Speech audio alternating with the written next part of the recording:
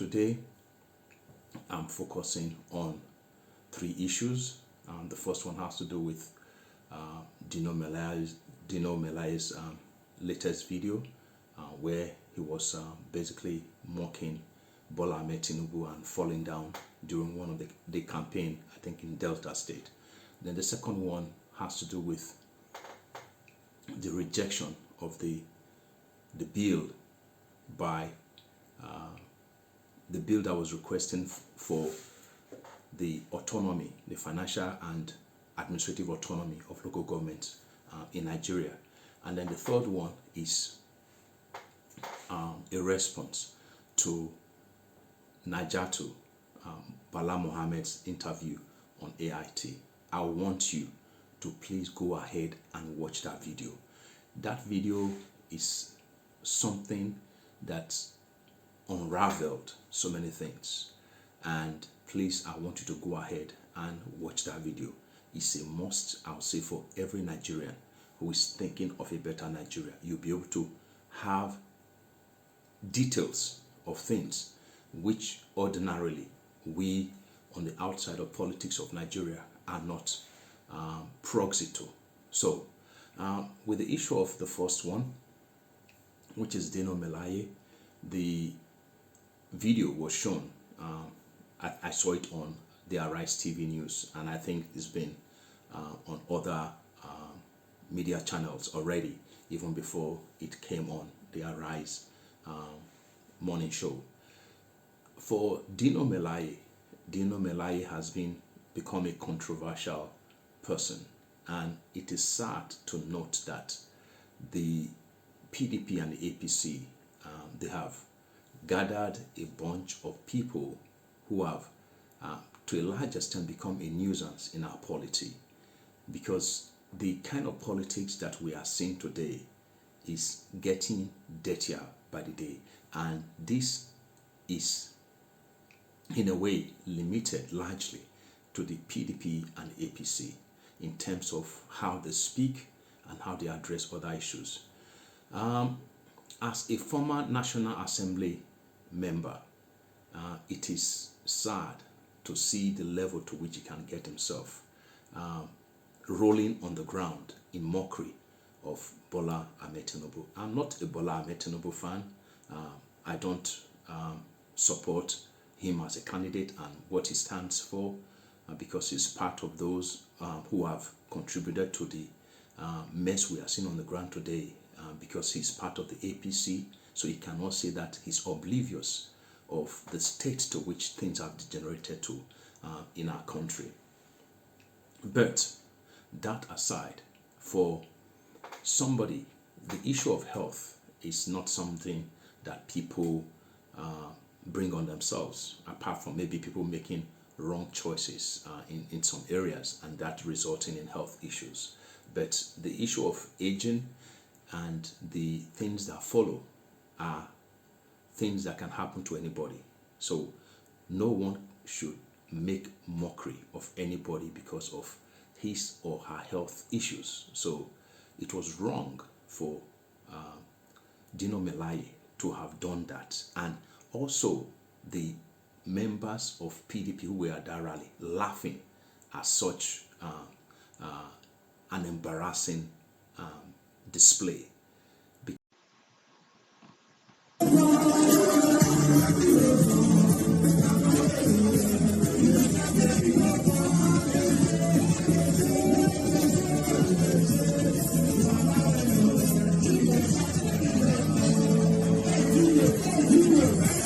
Because that he reduced himself to the stage of a primary school kid, in my own opinion, because a National Assembly member, a former lawmaker, I cannot imagine a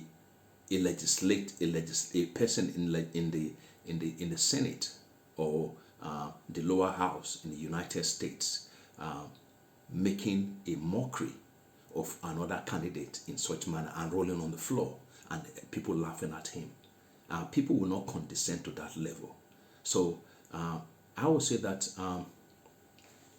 we must remove this issue where people who are desperate are brought into our polity, especially during the campaign period, to do the dirty job. Because this is just basically someone doing the hatchet job, and this is not what we need in our polity. The second one I'll be addressing is the issue of local government autonomy. In nations around the world where we have different tiers of government, the local government or councils is the third tier of government, which brings governance closer to the people, and they connect more with the people. When I'll say, in my teenage years in Nigeria, I would say that one of the things that was very evident was that we could see the activities of the local government, especially during the military era. We could see the activities of the local government, but gradually, especially during this present democratic rule, we have seen the activities of the local government submerged within that of the state. We have seen the so-called the chairman completely taken out of action because the state governors want to control the finances and manipulate things in the state. And so because of that, they have fought with everything they have to frustrate the issue of local government autonomy. And for us as Nigerians, these are some of the things we must rise against. Like Hayatu did say in an interview, he said, it is time for Nigerians to begin to punish the politicians. Those who do not perform, those who have become a problem, they should be voted out. And that's exactly. And the state assemblies are are just house boys. The governors determine who gets what, is in what position. So that is why Nigerians must begin to teach those governors a lesson. That if you know he's a bad governor, stand your ground. Move him out. At least teach him a lesson. Don't give him a second term. If they do that, can you imagine a whole country? And that also has to do with a very, very extremely. Exactly what I'm also re-emphasizing to Nigerians. The governors that have become a nuisance, those who have become a part of the problem we have been seeing, it is time for us to teach them a lesson, especially those who are in the Senate, those who are in the House of Assembly, and those who want to go and join them. It is time for us to use our vote and ensure that they do not get there. So we have the choice, because why would the State Assembly, because of their selfish interest, bow to the demands of the governors by not assenting to the bill that was requesting for state and local government financial and administrative autonomy?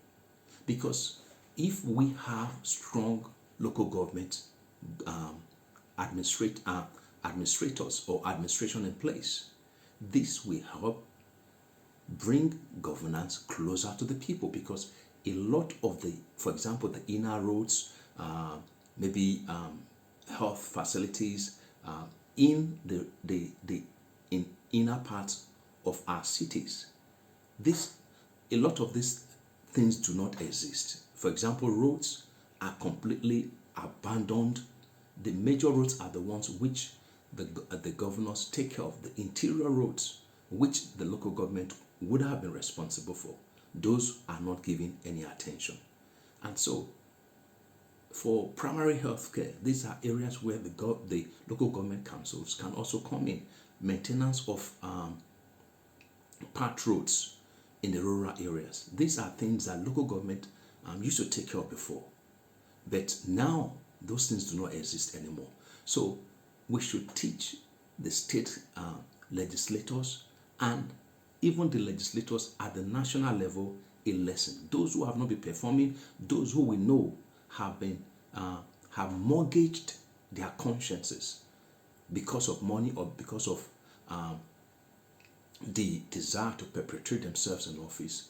It is time for us to ensure that they do not return as we go to the elections. So please, my brothers and my sisters, we are not thinking about the presidency alone. We are also talking about the legislative arm of government, because these people have done terrible damage to our nation. Then the third issue I'll be looking at is that of the interview that Bala Muhammad granted AIT. First, I want to say that the two ladies who conducted the interview were very professional, and they did a wonderful job in terms of the interaction with Naja'Atu'S Bala Muhammad. Every Nigerian, like I said earlier on, should take time to watch the video. I've watched that video twice, I think since 2 days ago when the interview took place. And I encourage every Nigerian to go and watch that video. It's online, it's on YouTube. Please take time to watch it. And then you'll be able to know some of the deeper things that are happening in our polity, which we are not even aware of. First, I want to say that Hajia Naja'Atu'S Bala Muhammad, she was the first female Students' Union president in, I think, ABU, Zaria, and also she was also a vice presidential candidate of the Nigerian Association of National Association of Nigerian Students, NANS. And so, in her speech or in her interview, you could see that Alota spirit in her. It was palpable in the way she spoke. And you could also see that she was deeply disappointed with the system. She was deeply disappointed with how things have gone on, especially with this present administration under APC and President Muhammadu Buhari. She addressed different issues, and I was surprised to see the flippant response of APC, especially from I think Keyamo, the response that he made. And talking about Keyamo, back to Dino Melaye's issue, he came out to talk about not mocking other people because of their health condition. Keyamo speaks from a point of hypocrisy, because if you cast your mind back, there's a video right now that is circulating of Keyamo, who was making a mockery of the late Yar'Adua, the former president, referring to him as a man with half brain and half liver. And I think that was very, very unsympathetic, inhuman for him to have made such a statement. Of course, we know that that was a challenging time for Nigeria, and but for him now to begin to come from a place of judging Melaye, that is wrong, because he's not in a position to do that, because he's part of those who have set the ground for this circus of clowns we are witnessing today in our polity. Back to Naja'Atu'S, those who the APC basically just brushed aside the comment she made at the interview, which is very sad. These are things that should make people go back, sit down, and have a deep reflection of the things I've presented. Hajia Naja'Atu'S made some very, very indicting statements. And if they think that she's lying, they should also come on national TV to dispute some of the things she raised. She revealed her credentials of sacrifice. I have never in my life done anything for money. I'm a businesswoman. I don't do politics for the sake of politics or to get anything.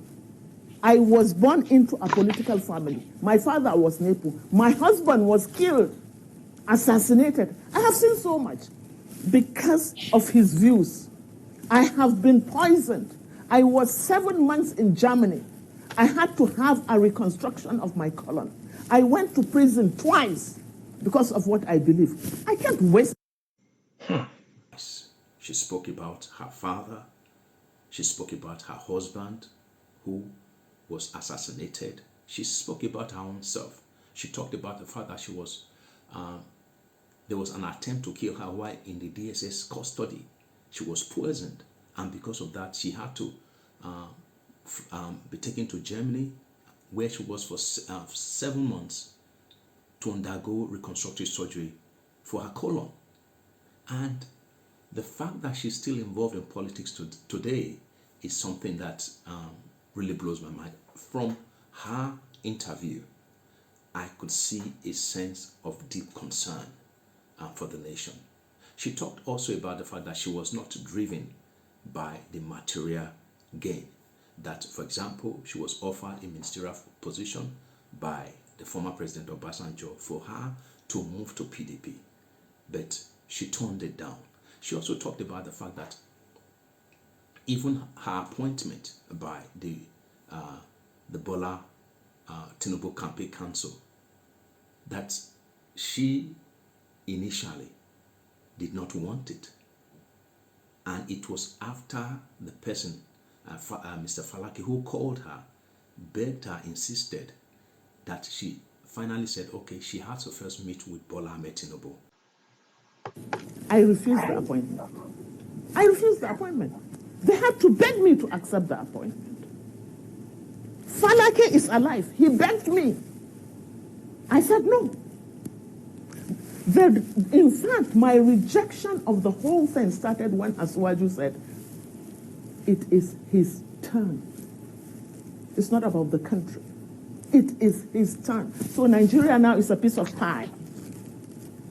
That you have the knife, you carve and cut for yourself, and then when it is that one's turn, he cuts his own. Nigerians should reject.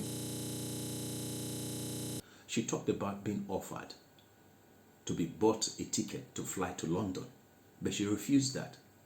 So was that a lie? Did anyone buy her ticket for her? She also asserted that, yes, Bola Tinubu offered to buy her, pay for the hotel room where she was going to stay, and she agreed to that. So she presented facts. So which of these are they saying is a lie? To say no. So I gave him a condition. He said the names will be out the next day, and he wants my name to be out as the director. I said no, I can't accept that. Then after all the plea, I said, okay, let me meet you halfway. If I sit with Asuwaju and I'm not comfortable with what he says he has for the North, then I have a right to opt out. And Falake said, yes, it's okay. So if you notice, when the names came out, it's the only directorate, which there were 2 directors, was... She talked about her role in facilitation of Buhari's political journey. And I think that these are part of the reasons why maybe she was given the position of the commissioner in the PSC. Can Buhari say that Haja Naja'Atu'S did not have any significant role in his political journey? If indeed Naja'Atu'S was irrelevant, why was she being? Why had she been kept in a sensitive position as this till this time.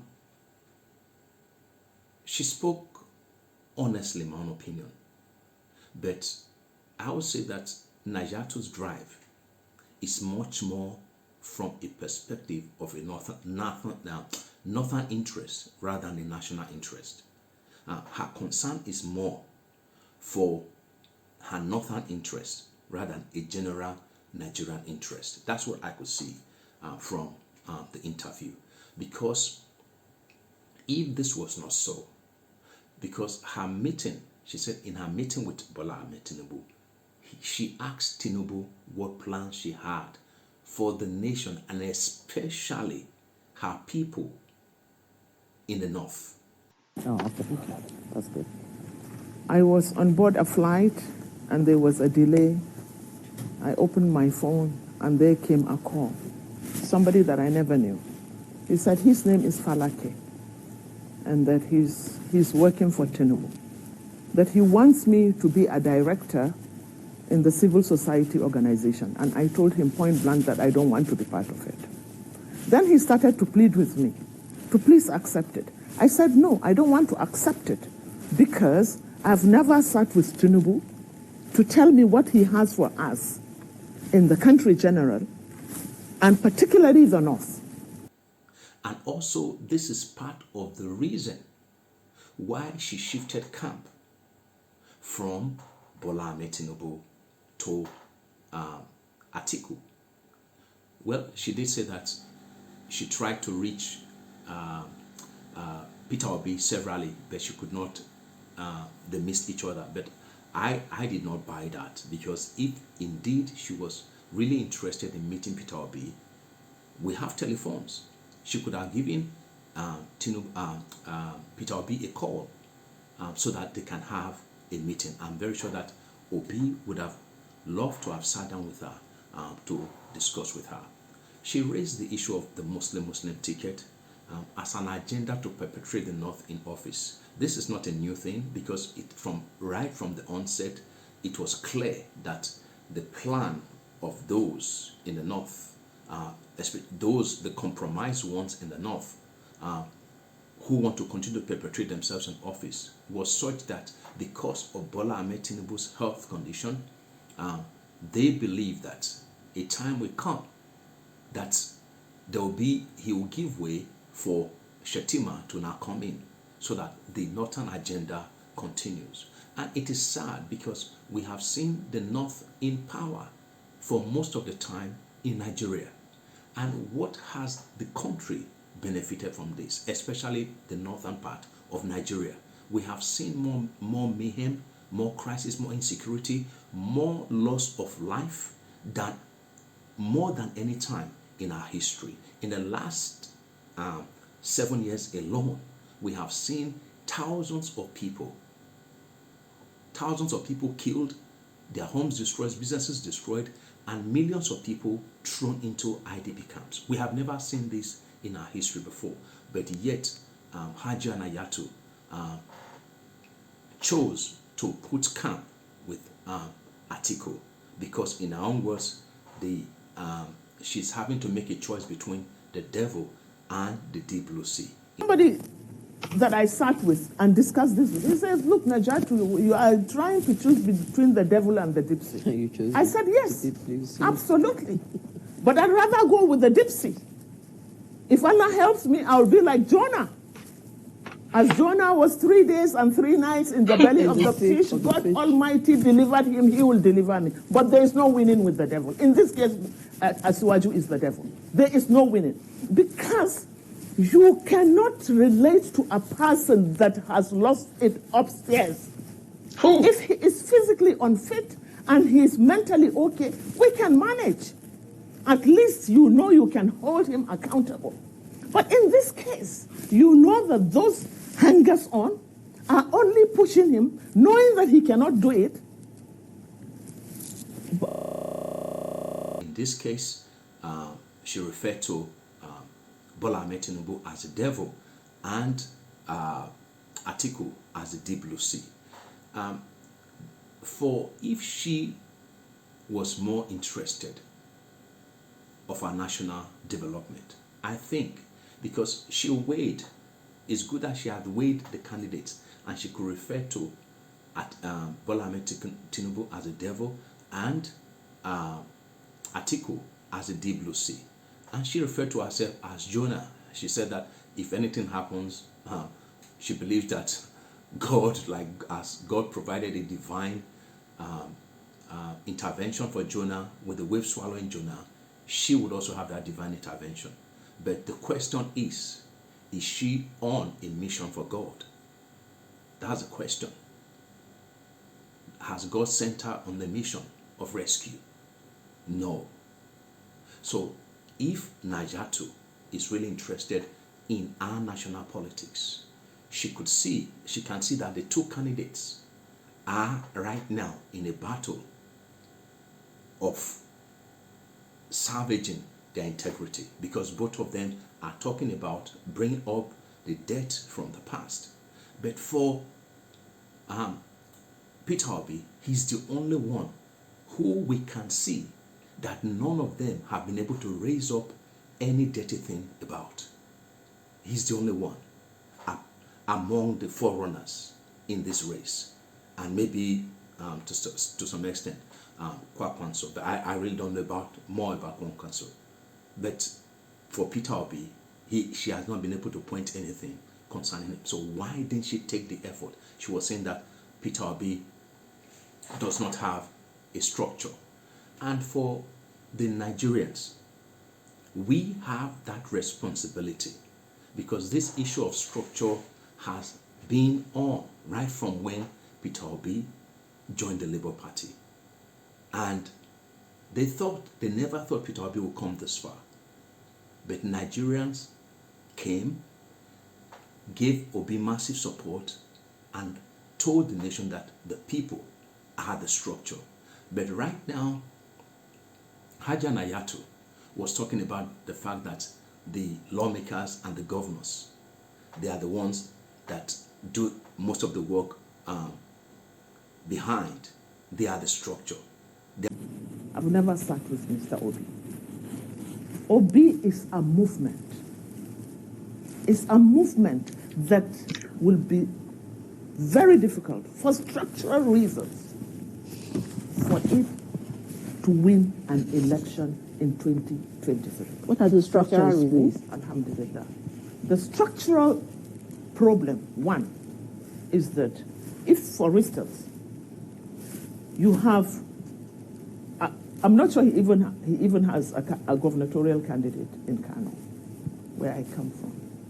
I don't think he has senators or members of the reps. So these are the structure. A structure is something concrete. It's not something in the air. You can have millions of votes, but who is there to defend it? Who is there to defend it? Who is your coordinator here? Who is staying on this box? You have to have it.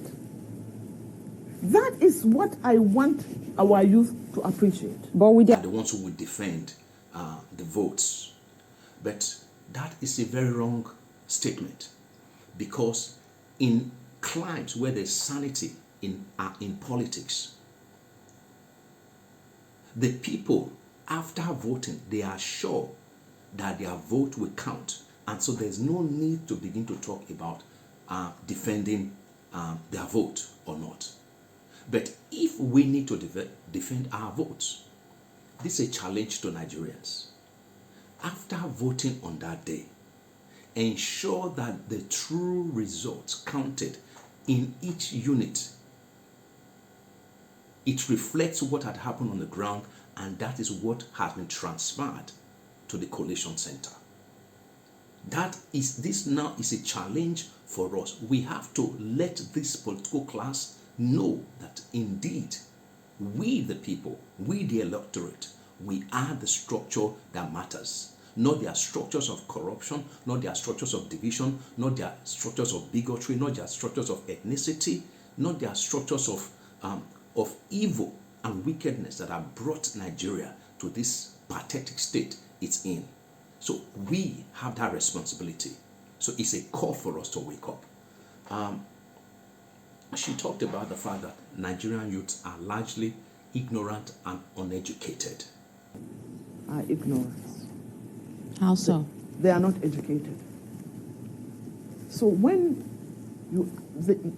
we equate lack of education to blindness. When you are blind and you are being led by rogues, they take you to the slaughterhouse without your knowledge. That is why most governors, the first thing they do is to withdraw education. When you withdraw education, when the mass majority of your youth are not educated, then you take them to the slaughterhouse. Well, it's good that Naja'Atu herself did say that the lack of the political class of Nigeria themselves have strategically used education as a weapon of underdevelopment of the people so that they can perpetrate themselves in office and do what they want. And this is more visible in the north, because no politician in the north has his or her child as among their marginaries who go every day with plates in hand, begging for food and money. None of their own children. Their children have attained the best schools within and outside Nigeria. So it's a weapon they have used to bring underdevelopment. But the northern Nigeria is seeing the results already of this Amajiri system that they have brought in. We have seen an increase in insecurity, and that is part of the concern of Haja Naja'Atu today. This problem is no longer in the north, it's spreading to other parts of Nigeria.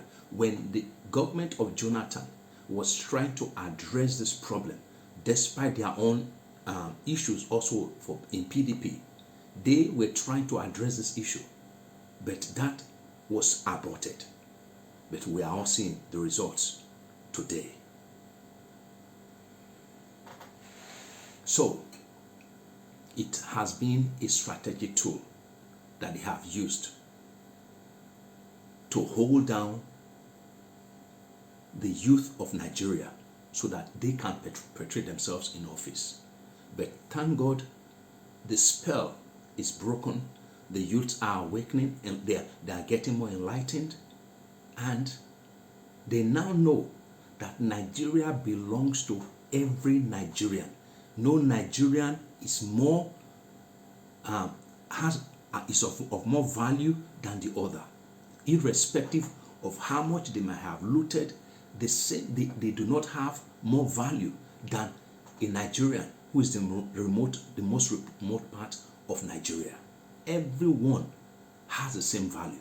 We are all entitled to one vote.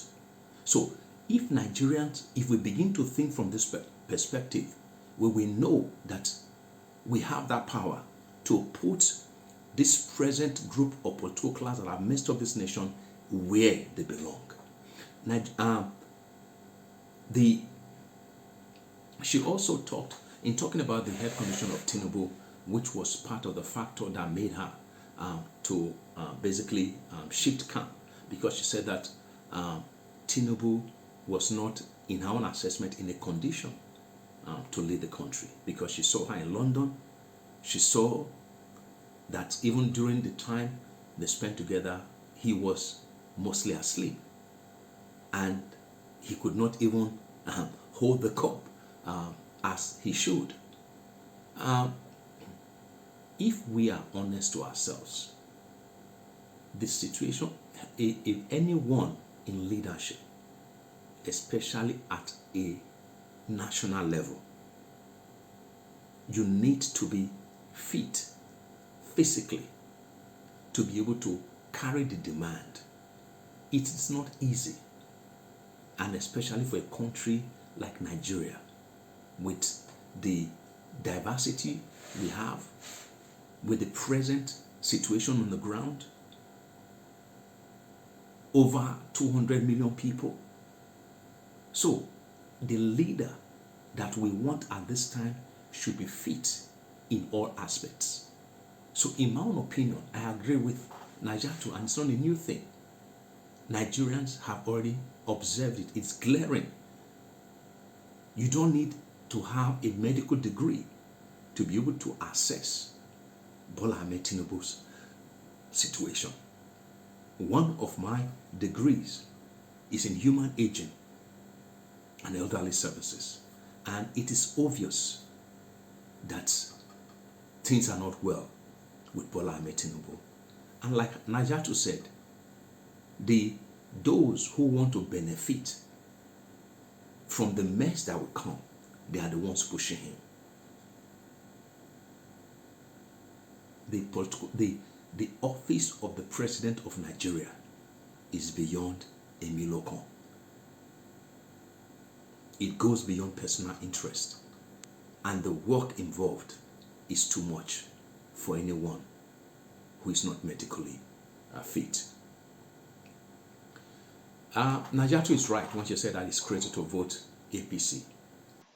Personal purpose.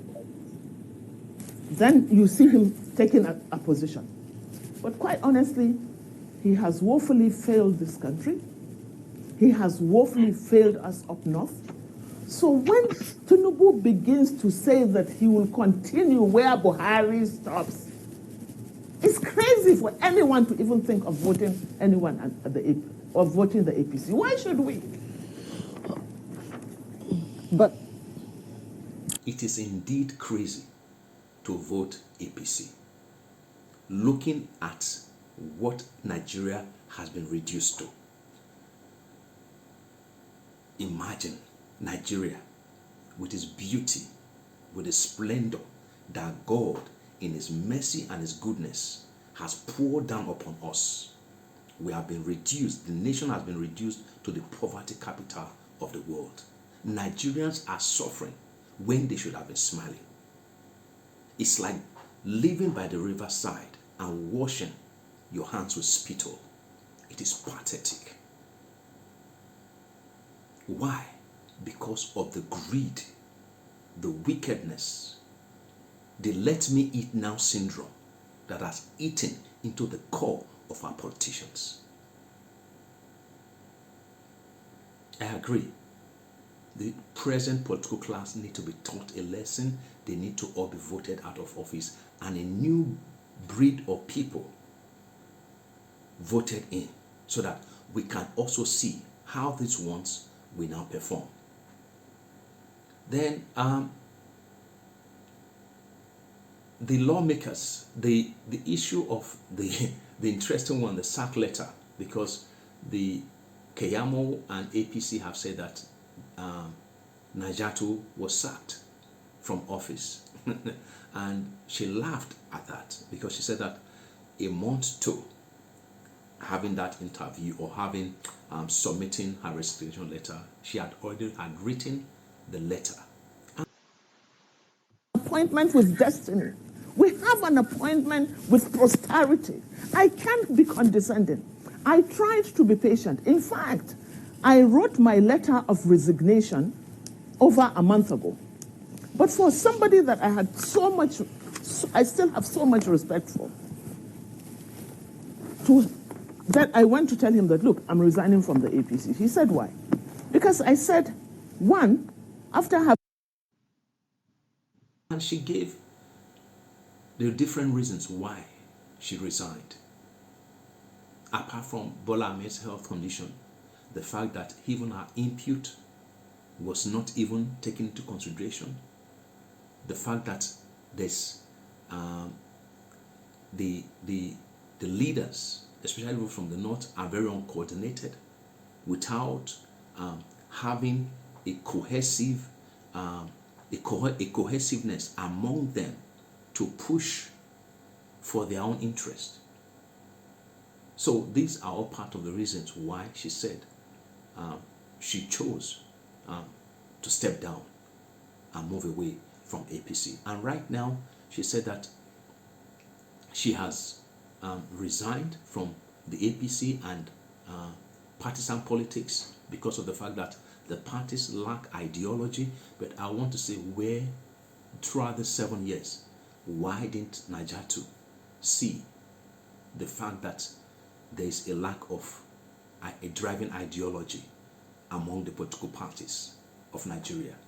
Well, she now said that she's now with Atiku because she believes in the vision that Atiku has, but not PDP.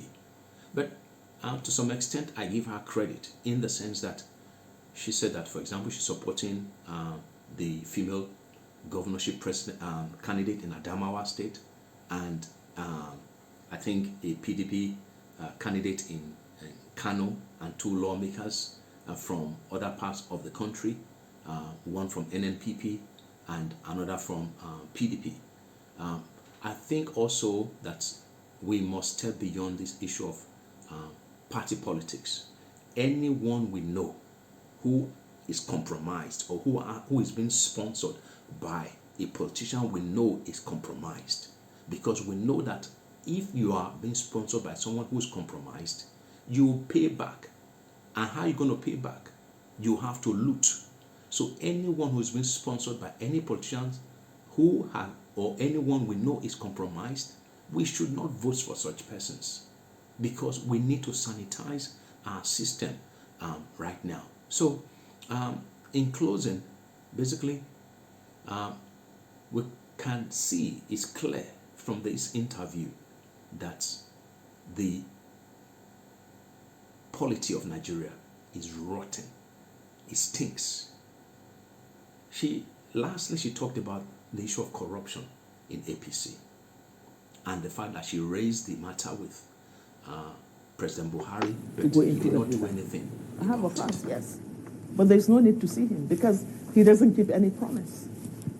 I have shown him documents of corruption of over 137 billion that was stolen from those around him. Till date, he didn't blink an eye. So it's not as if Buhari doesn't know about this corruption. He knows.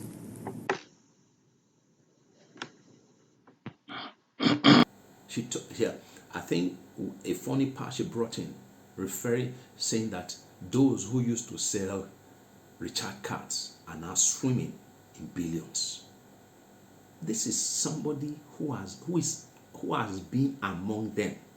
So she knows all that is going on. She talked also about the hypocrisy of the religious leaders, whether from the Christian side or the Muslim side.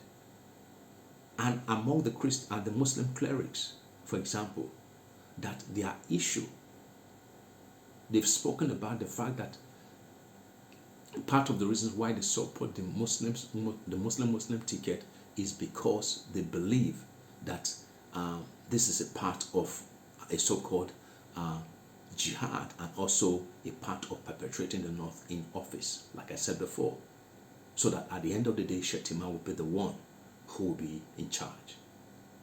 But all in all, I would say that I could sense that pain in Naja'Atu for her people, and that she was speaking from a point of great disappointment and a point of being let down.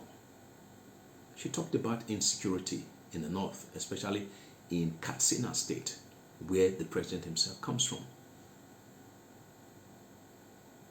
But the point I do not agree with Naja'Atu is that there's no time to build things, that Obi does not have the structure. We Nigerians, if we really know what election is all about, in sane societies, the people are the structures you have in place. Of course, you can have organizations that provide logistical facilitation of maybe connection with voters, mobilization, and things like that. But now, never in the history of Nigeria have we seen what is happening today. At least I'm over 50. Never in the history of Nigeria have we seen what is happening today. Never has a candidate gotten this kind of organic support where people have not been induced by money or mobilized by anyone. People just arise and begin to do things on their own. If Haja Naja'Atu really loves Nigeria, she should join, or she should support the candidate who so far has a clean sheet, who corruption has not been linked to in any way, and that is Peter Obi. It is time for us to give Nigeria that life support it needs. My brothers and my sisters, election is less than a month away. If you have not taken your PVC, please go and collect it. Pay the price that will make you collect that PVC, and teach this current messed up political class a lesson at the polls by voting them out, and so that we can bring in Peter Obi and Dati and those we know will work alongside them to deliver Nigeria and bring Nigeria to where it's supposed to be. I pray that God will bless you. Remember, your PVC is your power. Use it wisely. Do not sell it. Do not compromise yourself. Nothing they will give you can last you for 4 years. I look forward to seeing you in my next video. This is what I am doing for the sake of our nation. Do what you also can do to ensure we have a better nation. May God bless you. Amen.